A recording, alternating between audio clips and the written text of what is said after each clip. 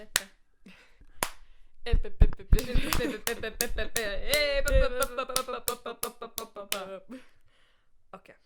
I've considered having a theme. Anyway, that's just Off topic already. Get off topic before we even start. Hey, welcome to this podcast, Maddie. Hi. This is the Have You Heard About podcast. It's going to be about science and arts, because we're insanely cool. Hell yeah. And it's kind of like an idea we've been sitting on for a long time? years. Literally years. Yeah, but that's typical of us coming up with an idea and then being like, we'll do it. Eventually. At some point. We'll get there. We're doing it now. We're doing it now. Live and in person, recorded on the web, put up for you. People. Of the world. Of the World Wide Web. So, who are you, Maddie? You're my best friend. Tell me about you. What are you studying? What do you do with your time? I do too much with my time, but seemingly not as much as you somehow.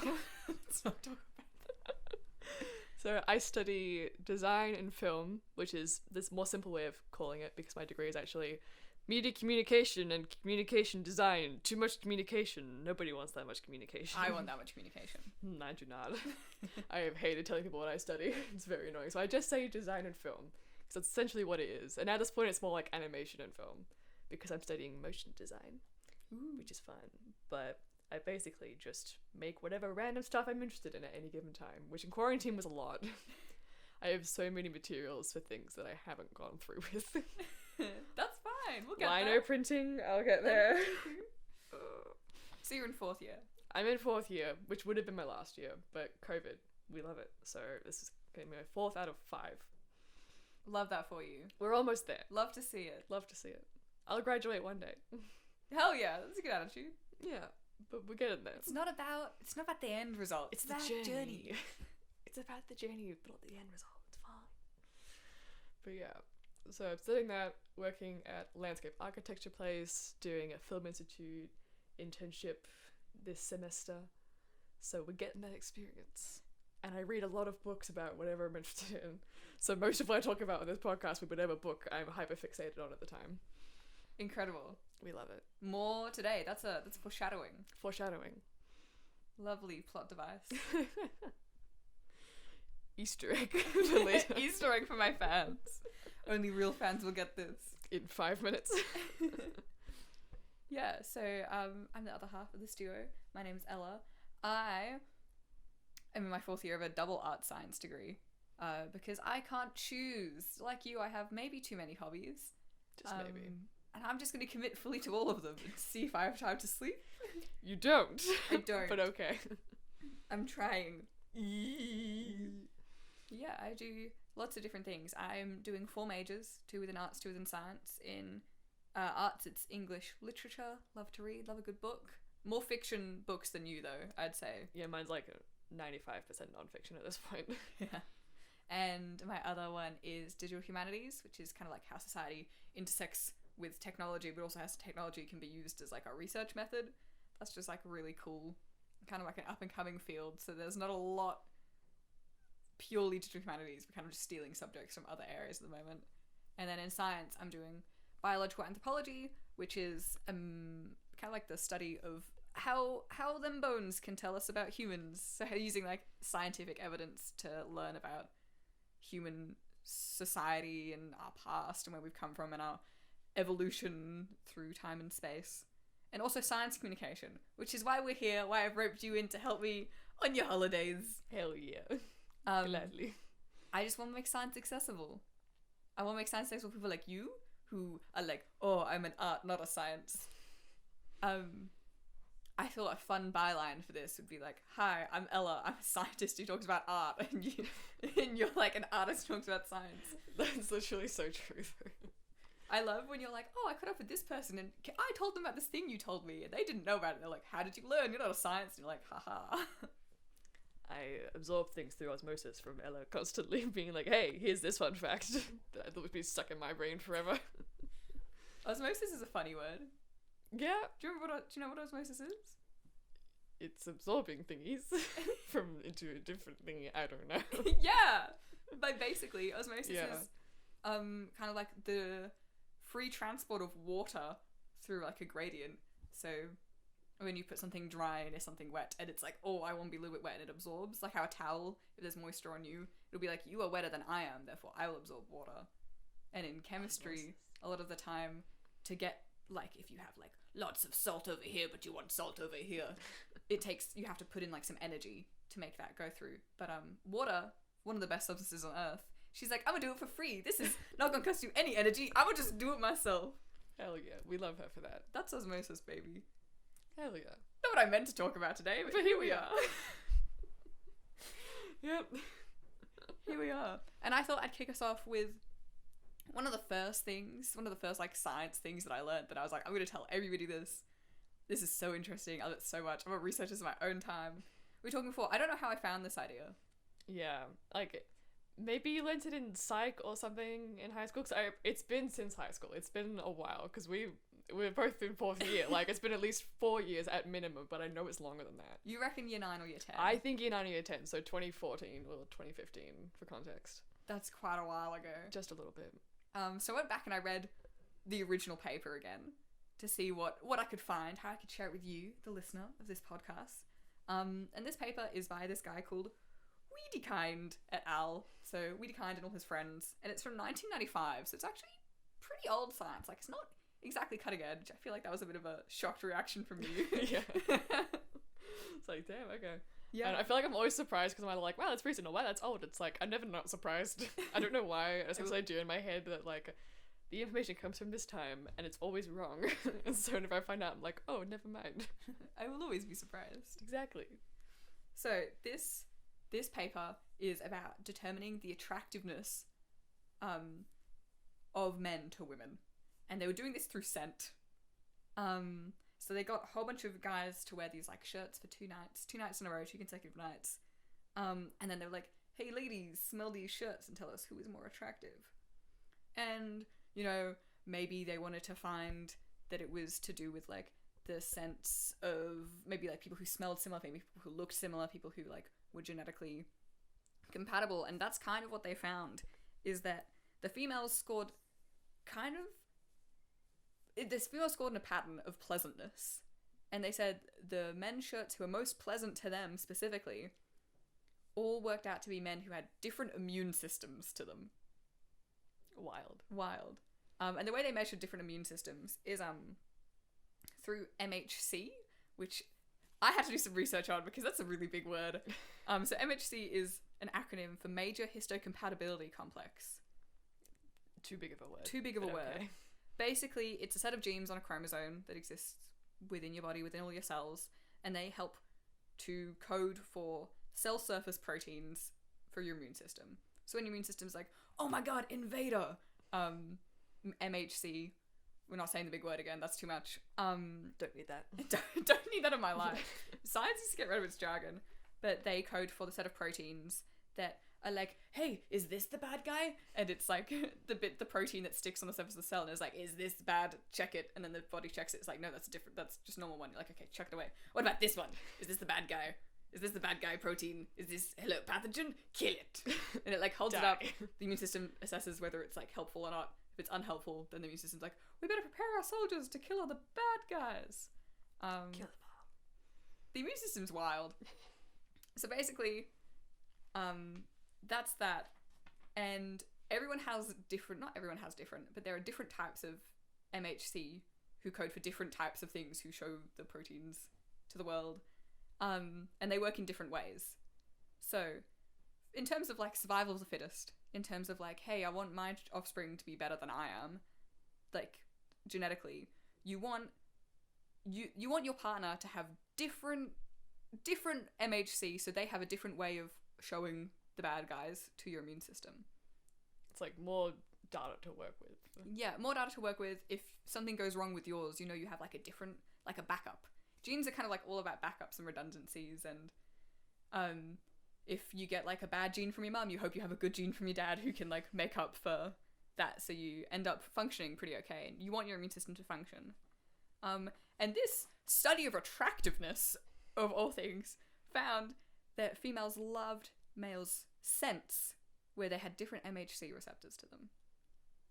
So that's kind of like our body's way of determining it for us, since we can't exactly just be like, hey, which things do you have that I don't have? Hey, welcome to my Tinder date. Welcome to Tinder. Which diseases can you handle? How, on a scale of 1 to 10, what MHC receptors do you have? 7. Yeah, so that's crazy. But this is the crazier one, and then this gets into I've got a new research topic for you. Oh god. But they found that this was entirely reversed. So the females would be like, that guy's attractive, he has a different immune system to me. But it was entirely reversed, so the females were like, that guy's attractive, he has the same immune system to me. When the females were on oral contraceptives. That explains a lot. I think my phone has gone down. Oh, let's pause. Brief pause. Quick pause. Welcome back to... We had technical difficulties. Sure did. On there. Have you heard about podcast? Get ready for many more. Get ready for... We already had my camera die, which is why we're now using my phone. So we deal. Everything's fine. Everything's great. She'll be right. If women take oral contraceptives, their exact preference for attractiveness based on immune systems reverses. Yeah. Like, I feel like that makes a lot of sense for why people are having a bad time on oral contraceptives. Like, there's many, many other reasons. Do they have that in the fine print for when you get a contraceptive? I've seen those things. They're long.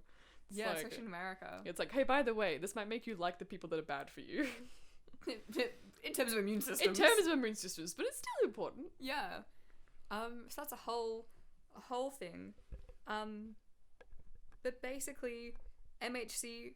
Oh, and this is another finding. So the MHC odours, so immune system odours, if they were the ones that women were not on oral contraceptives, like, that's attractive, so the ones that are different to them, they reminded them of the sense of either their current or their old partners.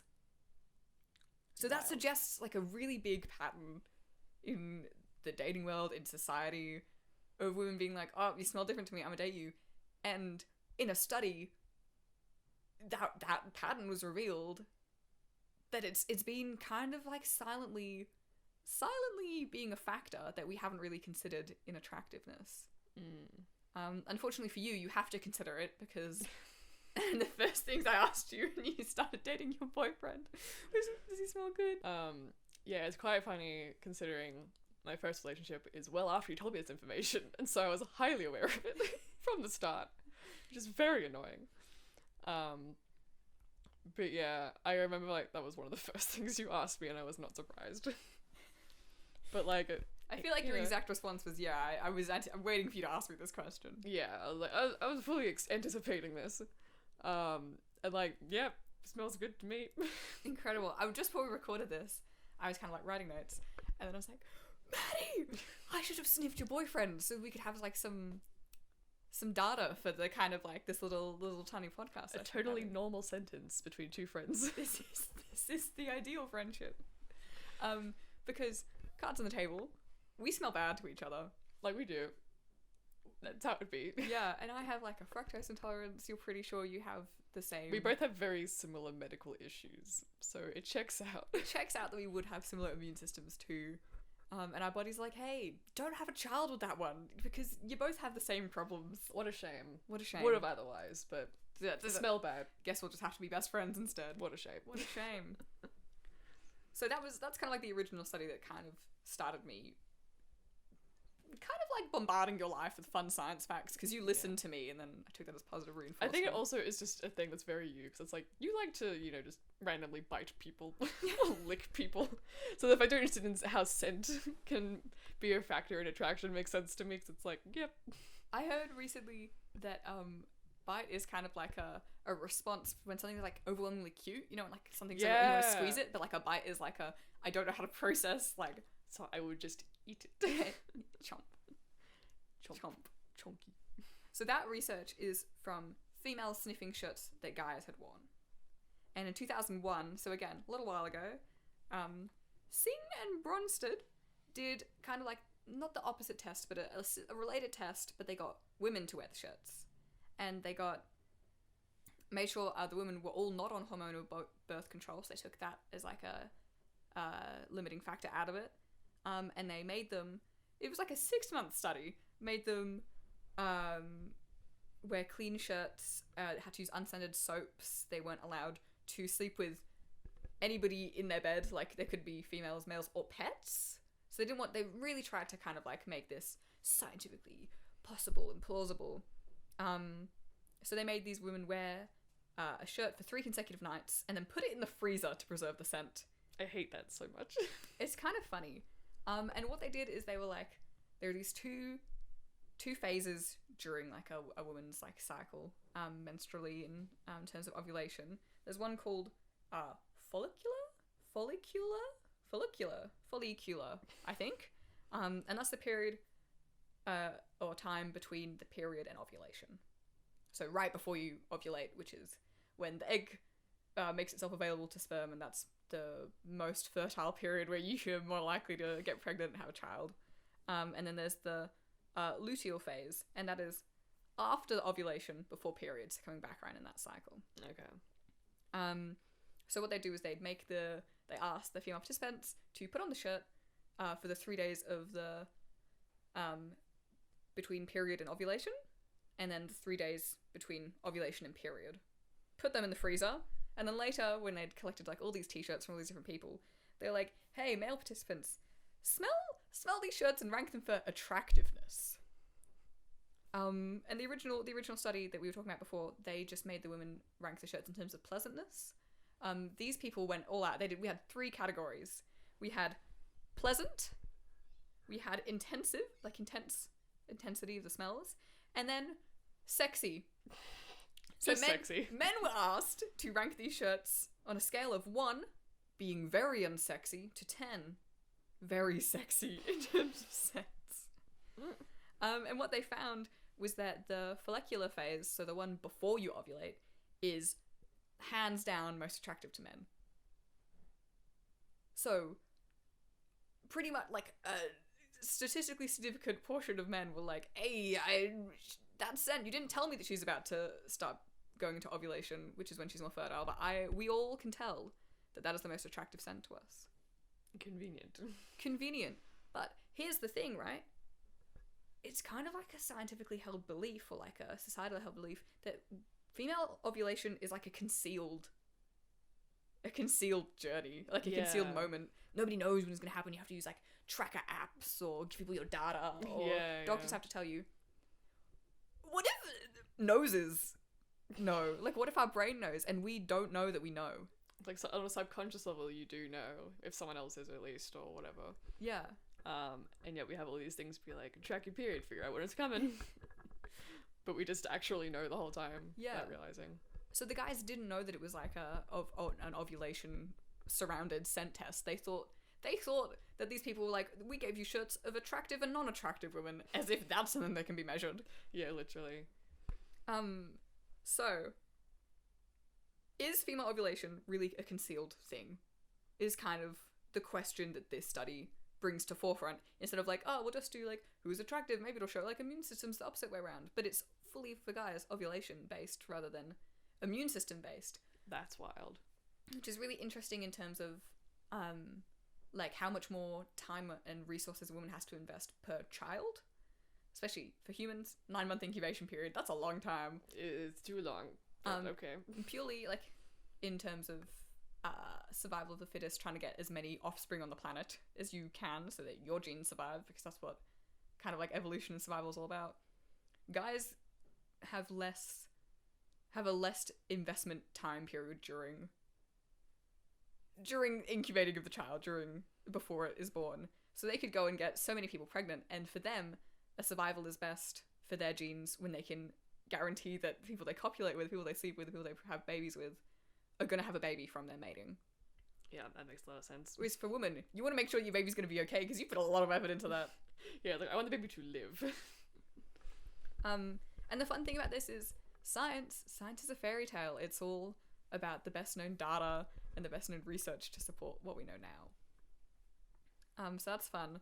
But also, this study then linked to 3 other similar-ish themed studies that also spoke about female ovulation and how we might be able to know when it's happening. So Manning et al. In 1996, again going a bit back, found that women's breasts become more symmetrical mid-cycle when females are more fertile. I hate that. Simon in 1995 found that during ovulation, a woman's skin gradually spreads with blood underneath it, making it appear lighter in colour during ovulation versus when women are not as fertile. And Grammar, also in 1996, found that self-reports, so women had been being like, this is what I did on this day. Self-reports from ovulating women reveals that they sexually signal more in social gatherings during ovulation. Wild. And yet, ovulation is kind of thought as like a myth. Like, we can't tell when we're ovulating. Yeah. Yet we can? ? Yeah, one of my favorite YouTubers is Anna Akana, and she does a lot of non-fictiony informational videos. And I remember her doing one where she was like, why do I sometimes feel pretty and sometimes feel like a complete monster? Yeah. And it was talking about how you can actually feel better in yourself when you're ovulating, and you can feel more attractive to other people and more confident, which is just crazy. So that made me a psychological aspect to it of you just feel better in yourself when you're ovulating, so you're more likely to actually pursue a partner because you're feeling good. Crazy. Absolutely crazy. Another thing I also remembered. Tell me. So I love The Bachelor. I hate it, but I love it. They have a spin-off show called Bachelor in Paradise where it's ex-contestants of both genders.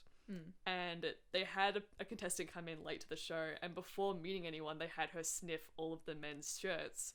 And you didn't tell me until now? I just remembered this. This was from a few years ago. And so they had her smell everyone, and there was one that she was like, this person smells great. And it was the worst option for her. It did not work at all. But yeah, I wonder if that was different because they knew who the people could have been, and they had all different sized shirts and things. Maybe they were still having certain perception. Yeah. And maybe the thing of because the sense that smell attracted to you are also your ex-partners, maybe they were actually driven away from people that smell good because they're oh, it smells like my ex, and I might have already dated someone on the show because a lot of them have.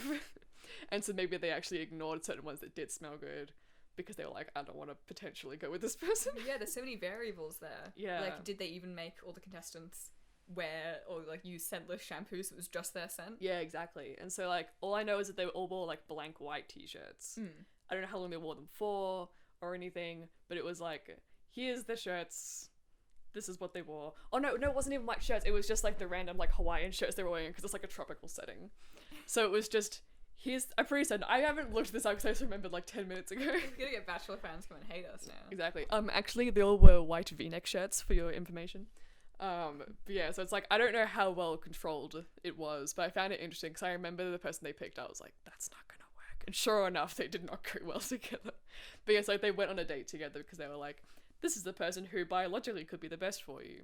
So it didn't work in that scenario, but I reckon that's because there's a lot of other factors going on in that scenario. And I bet you they read the abstract of this paper, but not the methods. Exactly. They were ooh, we'll make the men all smelly because it's hot there. And they just give her the shirts and be one of them will smell good. Probably smells like sunscreen if they're taking care of their skin Potentially. properly. Maybe it was just a guy who had a really good skincare routine or something. I don't know. So there's so many other factors. So I think it's interesting that they had to go to so much effort to make sure it wasn't influenced by other things. Making sure that it's definitely not influenced by even pets or other people in the bed, and how long they wear it for and what time they're wearing it and everything. So it's very interesting. But I love The Bachelor because they try to include science. Any kind of relationship science that they can in the show, and it doesn't always work, but I like that they try. They do be out here trying. But yeah, that was just a random thing I remembered. That's incredible. I love that. So good. Yeah. Science. So that was a bit of an info dump. I kind of got a little bit niche. Hope that was relatively non-jargony. I think so. Yeah. Do you have questions? Did you understand it? Was there bits where you were what? No, I think I understand it because the way that I remembered it from how you used to tell me was that it's biologically you're trying to find someone who has more kind of genes that your child can have so that they're better protected kind of thing. Yeah. It was that sort of thing. So I always understood the general idea of it. But I think I understood a bit better this time around, the actual ins and outs of it a bit more. Yeah, well that's good because I did go back and read the article again and I was oh, there were some bits that over time memory just fogged up for me. Yeah, well, that's inevitable. Yeah. But yeah, so I feel I got it, and if I get it, I think anyone will get it. If you have questions, people who are watching, put it in the comments. Ask me. message me on TikTok. Put a comment on the TikTok. We'll reply. We're going to be active. I might not have many answers for these questions, but Ella will. Hopefully. And if not, we'll find it together. We'll do some research. We love some research. Plenty of time for this new hobby. Plenty of time. You totally have time for this kind of thing. Totally have time for this. We'll get there. So Maddie, speaking of things that we've read previously. Yes. And then we have read previously. I hear that you have some fun art to share with us. I sure do. Fun art themed. We've got kind of like a relationship. Yes. So we had this relationship theme, and I was like, how the hell do I talk about any kind of art in terms of relationships? And I was like, all right, this one book that I was obsessed with about 2 years ago, which I then lent to Ella. My toxic friend trait is that I will borrow a book from you, and I will read it very, very slowly, because I also have to read all my English books for class. Exactly. You have a reason. I have a reason. I also have just had it in my possession for like a year and a half. Which is okay, because I've already read it, and reread certain bits while I had it, because I was obsessed. But you were making notes for this, and you're like, Ella, can you please send me all the pictures that you took of the book for last time I had to do something using this book, and you were still in ownership of it. Yeah. It's a good book from the 4 chapters I've read of it so far. Exactly, and I'm going to talk about mostly things from the later chapters, so I'm sorry I have to spoil this book for you. It's fair. But it's taken you long enough. Because, like, basically the premise of the book is that it's about why creative partnerships are more effective than, like, the lone genius kind of idea. So it's called Powers of Two by Joshua Wolf Shenk. So it's not a math book. Every time I Google the book, it comes up with just math, and I'm like, no, the book. No, the good one. The good one, actually. And yeah, so it's just like kind of demystifying the idea of the lone genius, and like that it's just this one artist on their own making amazing stuff with no outside influences. And like all of these partnerships that he researched throughout history, like all these famous people, they were successful because they were in some form of partnership, whether like explicitly a partnership or even like married or like kind of indirectly connected to each other. Do you want to give some examples? So like the main example, which is my main critique of the book, is that he loves like the 2 main people from the Beatles. I've purposely forgotten their names because it bothered me so much, because he was obsessed with the Beatles in this book, and all he wrote about was like the main 2 like songwriters. Paul and John, yeah. Sorry for your memory. There was one chapter titled something like you know, we need to talk about Paul and John. I was like, no, we don't. We just don't talking about them. We really don't need to keep talking about them. We've talked about them enough. But he's spoken about like the bits that I've read so far, Elton John and Bernie to Paul, and kind of like how Elton John is Elton John, the front person, but he only writes the music, not the lyrics. That's mainly Bernie. Yeah, so there's like lots of different types of pairs. So there's like people who work like directly together, like perform together, so like the Beatles. And then like the director and the star, so it'd be like Bernie and Elton, where it's like the songwriter and the singer kind of thing. And there's like the competitors, so it's like the main example he used was like wrestlers who like, or basketball players who were really good at their sport, but there'd be someone else who was just a bit better than them, and so they were constantly one-upping each other, and so they're constantly improving their game because they're comparing themselves to another person. So it's still kind of like a spiritual partnership in a way rather than an actual one. And so it's like all these different types of ways that people are influenced by other people. Like, even if they seem like they're on their own, they're usually not. One other example was a famous comedian. I've already forgotten the name. I didn't have the book with me, so I couldn't check. It's my fault. It's entirely my fault. I have a couple of named examples from the pages I had. Mm-hmm. And so, like, yeah, it's all, like, even if it seems like they're on their own, they're usually not. So there was, like, a comedian who had, like, a writer behind the scenes who, like, talked to him a lot, was, like, a friend. And, like, they bounce ideas off of each other. And it's, like, it's just so interesting because it's people aren't just on their own making amazing stuff. Like, you're influenced by other people. And so, like, the example, like, this metaphor that he used was, it's like there's a fish and 2 fish swimming in the water. One goes past the 2 fish and says, oh, how's the water today? And then one of them goes, what the hell's water?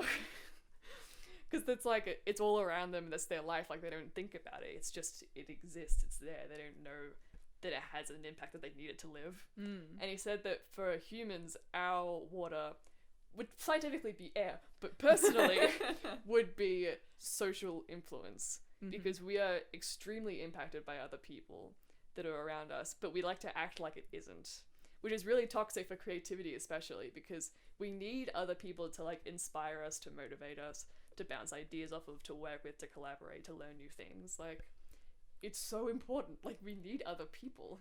And so I hate this whole idea of, like, codependency being a bad thing, because it's like, no, it's okay to depend on other people as long as it's in a healthy way. Yeah. Like, it's okay to collaborate and rely on people and have a healthy relationship with someone where you both benefit each other. Like, yes, it's bad if, you know, it's more toxic dynamic and, like, one person's relying too much on another person, but codependency isn't inherently bad, especially in the creative field. Like, it's good to work with other people. And so, like, what was the thing I was going to talk about? Oh yeah, so, like, the main reason he talks about pairs and not groups is the fact that when it's a pair, you inherently have to rely on each other. There's, like you said, nobody can hide in a pair. Yeah. Like, you know what you've done, and so you know what the other person has or hasn't done. Like, there's nowhere to hide. You have to do your work, otherwise the other person will know that you're slacking. Unlike group projects in uni. Yeah, where it's much easier for people to slip through the cracks and be like, hey, I totally did this thing. No, I didn't. There's no hiding in a pair, though. I think that's hiding. entirely true. Yeah, and so it's like, you know that you can only rely on each other to get this thing done that you want to do. As soon as one more person's added into the group, like, it might make the work easier, because you might be able to, like, evenly divide all the work between each other. You might be able to get more done. But he said that it tends to stifle creativity. Like, it kind of takes away that bond the two people have and the kind of encouragement of, like, coming up with new ideas. Yeah, okay. It's like, it's more like, oh yeah, here's the three of us, we're gonna make something. Oh, I have this idea, or these two people like this idea more, I guess we'll go with that one. You know, like, it changes the dynamic completely. And so he says that pairs are way more important because you only have each other, which I find so interesting. And, like, he compares it to romantic relationships and says that, like, the trajectory is very similar in terms of, like, there'll be the, like, initial spark of, like, oh, we're both similar and we have these ideas, and, like, then there's the kind of getting to know each other and figuring out what you're both interested in and figuring out how you fit together as a pair. And then, like, figuring out, like, what roles you both take on in the pair and, like, how that works. And often they end a similar way in terms of, like, you know, there's an imbalance of power or something, or they're not getting out of it what they want to anymore. And so, like, they're always very similar in that way. But he said that, like, they're very different in their purpose. Okay. Because, like, with a romantic couple, I guess the purpose is different for everyone, but in the most case, it's like, you want to make each other happy, you want to, like, have a good life together or something. But you can't tell from the outside if that's what's actually happening. Because it could seem like a couple's happy on Instagram or something, but then they actually are, like, fighting all the time behind the scenes. They just want clout. They might just want clout. And it's like, you could have, like, happily married couple with kids, but they actually have some issues, or maybe a couple was happy but they broke up for other reasons. Like, you just don't know. Even if maybe their immune systems were just too compatible and they weren't different enough. Yeah, they were just too similar, didn't have enough disease between each other. didn't smell good. This didn't smell good. But yeah, and so it's like, even if you're in the relationship, you might both have different ideas of what the relationship is. But the way you can tell if a creative partnership is good is that they'll make good work together. They'll make work full stop together. Like, a bad pair either won't make the work, or it'll be bad, or things will go wrong. But you'll know that they're a good creative pair because they'll actually make stuff and it'll be good, or at least good to them. Yeah, okay. And so it's much easier to tell from the outside if it's a successful pair, whereas romantic couples, you don't actually know for sure, even if you're in one. Like, there's just a lot more variables. It's not always as clear what the goal is. But creative pairs, it's like, I'm a choreographer, I want you to dance this thing, you do it. And they're like, cool, I'll do that. I did the dance, it looks good. Here's the dance, I did it. That's a good pair. Yeah. You know? And so I found that super interesting in terms of, like, yes, they're kind of similar in certain ways, but that's the main difference, is that something is, like, being produced. Yeah, like, there's some kind of, like, proof of the partnership in a way, which I find really interesting. What was the other bit? Oh my goodness. A lot of ideas. So, like, the main study that I remembered from this that I found, like, the most interesting was, like, this Venn diagram thingy, called the self-expansion theory. And so it was this idea that people inherently want to become something more than themselves, and the way that they do that is by becoming, like, joining a partnership with someone, and kind of then becoming more as a collective rather than as an individual. Okay. And so what they did was who wrote it again? It was developed by Arthur Aaron and his partner Elaine Aaron. And so they had these Venn diagrams of self and other. And so they asked, like, couples, like, choose which Venn diagram represents your relationship the best. And so, like, it would overlap gradually. Yeah. So it went from, like, two separate circles, self and the other, to, like, almost entirely overlapped, self and the other, and then, like, relationship in the middle. and almost everyone that was in like a healthy relationship and a long-term one picked the very last one. Incredibly overlapped? Incredibly overlapped. Okay. So they were all like, and so you could look at that objectively and be like, oh, they have no independence, like they don't have their own sense of self. Yeah. Like they're totally relying on each other. But it wasn't like that at all. It was more like we're collectively better as people together, and we have this more kind of combined identity that we've created together.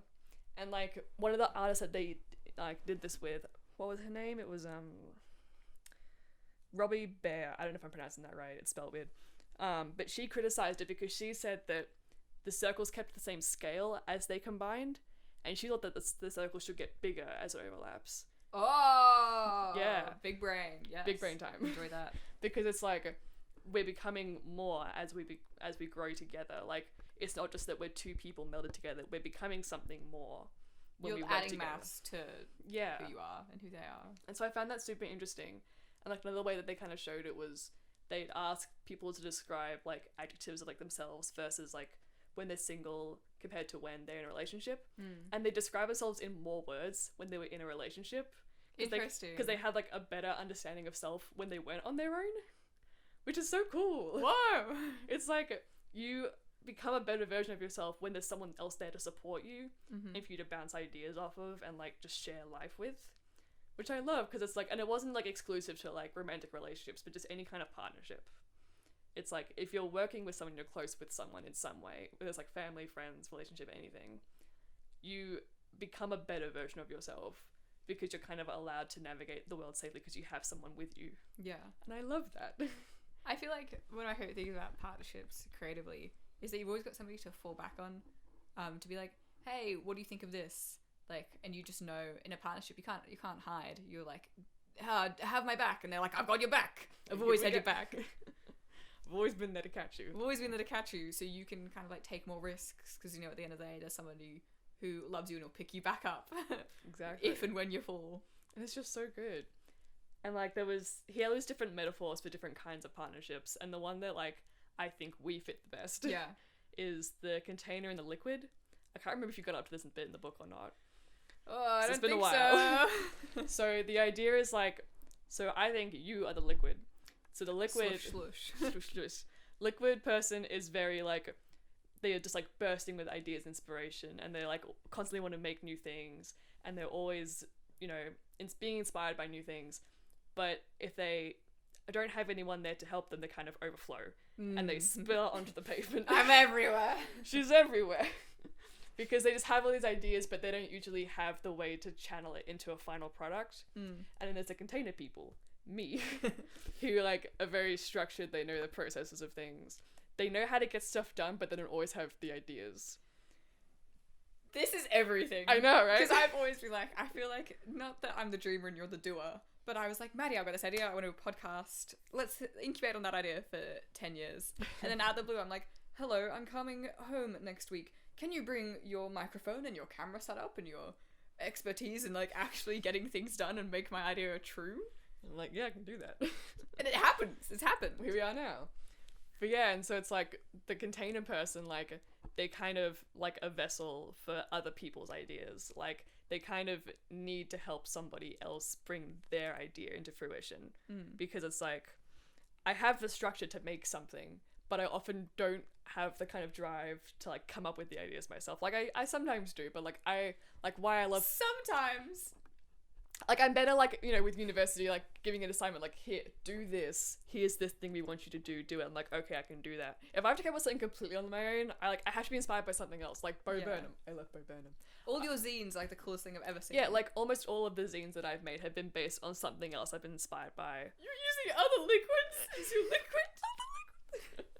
Whereas you're just like, oh my god, I have this idea for a thing. I want to do this. Like, here's this thing. Here's this idea I thought about. Like, and like it. Sometimes I'll just drop them and then forget that I've put them down somewhere. I'm like, I put something somewhere. I don't remember what it looks like.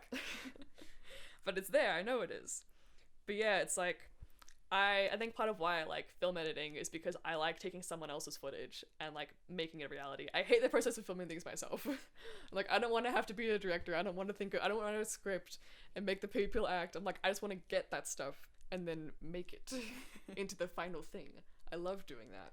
You're like a finisher. Yeah. Not like starter. Because it's like, I love the process of making things, but not like the ideation kind of phase. Yeah. Whereas like you're just constantly like, here's this idea for this I'm thing. making a documentary. Have you got any footage? No. But we'll make it. So it's like, and so those two people together work really well because the liquid can kind of have the constraints enforced by the container person. And the container person can make it work and can kind of like focus on making that idea as good as it can be, but then have to come up with it themselves. And so it's just a really good dynamic because they, you know, work with these sort of strengths in terms of like, I have too many ideas. I am empty. Give them to me. Give me all your things so we can make it a final thing. And I love that. And I remember reading it and I was like, this is us. Highlight. 100%. I highlighted so much of that chapter. I was like, this is me. This book is reading me for filth. In a good way. In a good way. And it's like, and it's good because I always hated that, like, I've always drawn fan art. I rarely draw original artworks because I just can't think of anything. And it's just, I need to be inspired by something else and I need something else to kind of give me the idea rather than just plopping out of nowhere. It's like, I need to be influenced by something.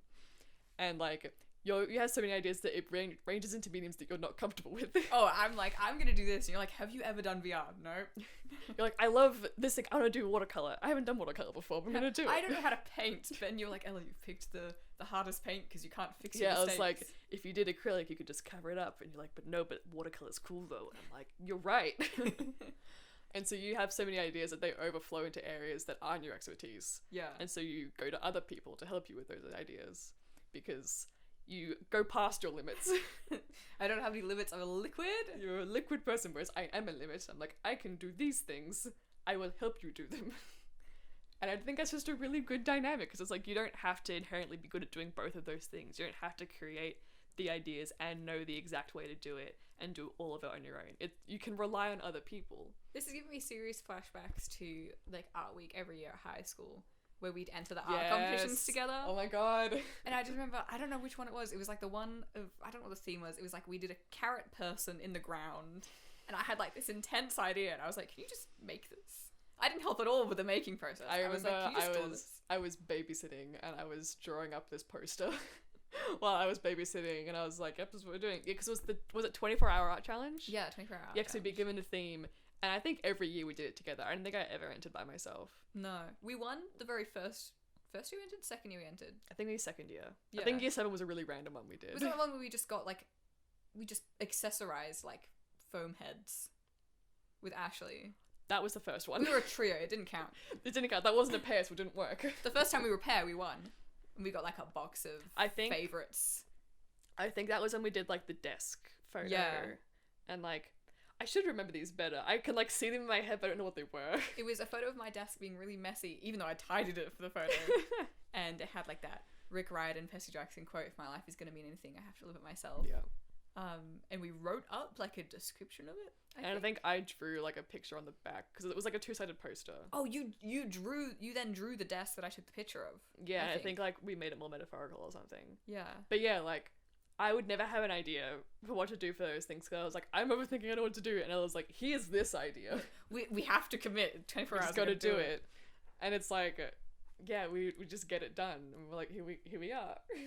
We made this thing. We always had something to show for it, you know? You know what? I think you're so intelligent. This is like the best choice you could have done for kind of like an introductory podcast, like episode 1. Here's how we function as a pair. Literally. Please like it and listen to us. We can make more things because we're a pair. Also, occasionally science. Occasionally science. Like, because like the quote from the book that I love the most in the entire world is, it's not about encountering the divine, it's about encountering another individual.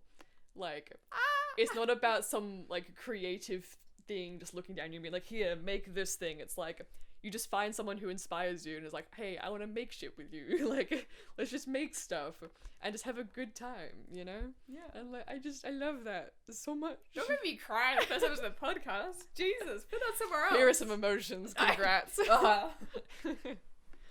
Yeah, I love this book so much. I hated going into Goodreads and seeing people complain about it because they're like, oh, this is so obvious. Like, they're just talking about stuff we already know. And it's like, it's one of those things where it's like, inherently you do know it, but it needs to be put into words for you Yeah. to like understand and appreciate it. Inherently, tying this back together, inherently, guys can tell when girls are ovulating. Do girls necessarily know? Do guys know that that's what they're smelling when they smell attractiveness?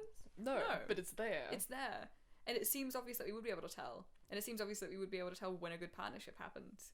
But you just don't think about those kind of things until it's like laid out for you and you're like, oh yeah, that makes sense. Yeah.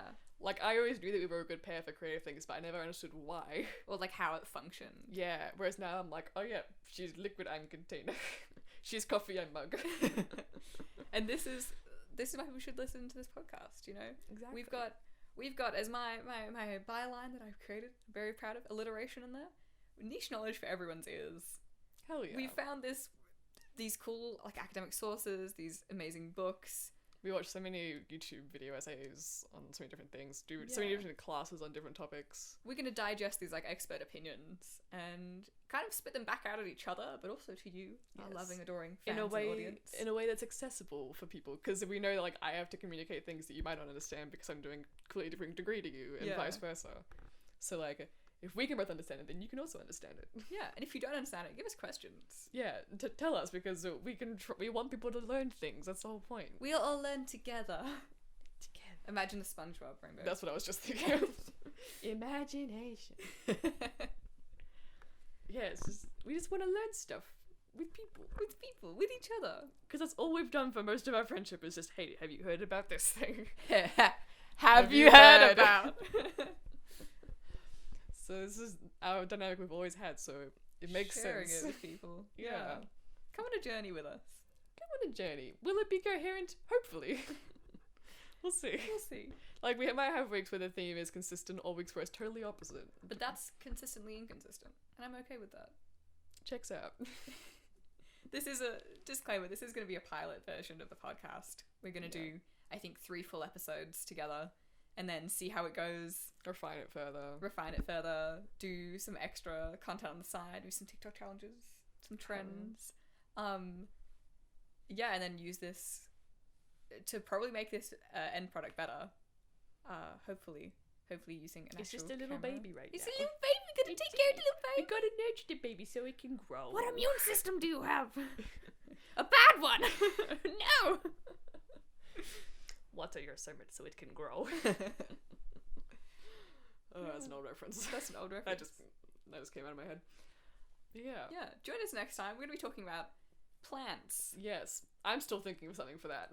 the science of houseplants, and the art of plants in some way, shape, or form. I have some vague ideas, but they're very loosely tied to plants. This is a cliffhanger. You gotta come back and watch it. What a shame. You What have a- to watch more of us. What a shame. Be our friend. Be our friend. Be our friend, and we'll see you next time. Yes. I hope you enjoyed whatever this was.